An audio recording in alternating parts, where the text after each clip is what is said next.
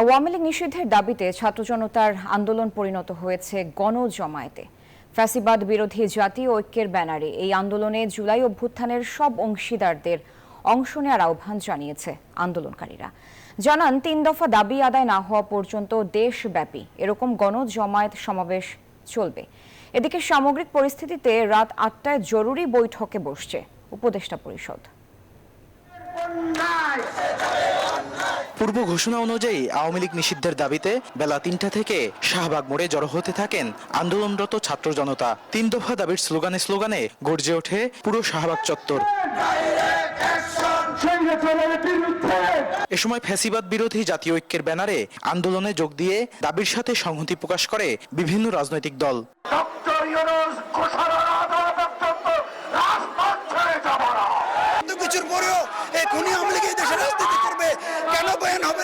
আন্দোলনে অংশ নেওয়া শিক্ষার্থী ও সাধারণ মানুষ বলছেন, আওয়ামী লীগ নিষিদ্ধ না হলে জুলাই আগস্টের আন্দোলনের শহীদদের সাথে বান্ডেল থাকলে প্রতি সেনমানিতে টাকা বাঁচবে।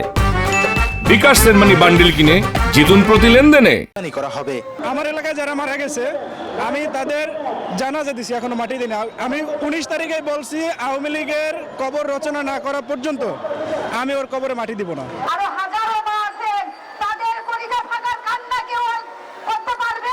আওয়ামী লীগের যারা আছে এজেন্ট আছে সব আউট, সবাইকে চোখ মুখে যেতে হবে।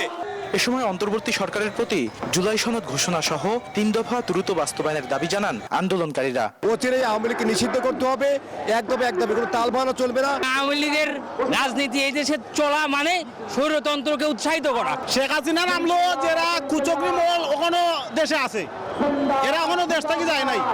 আগে বিচার শহীদদের, তারপরে সংস্কার, তারপরে নির্বাচন।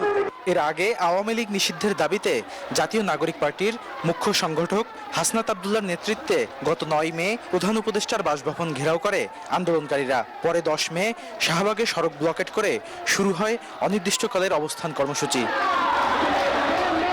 বদরুল আলম শাওন, নিউজ 24, ঢাকা।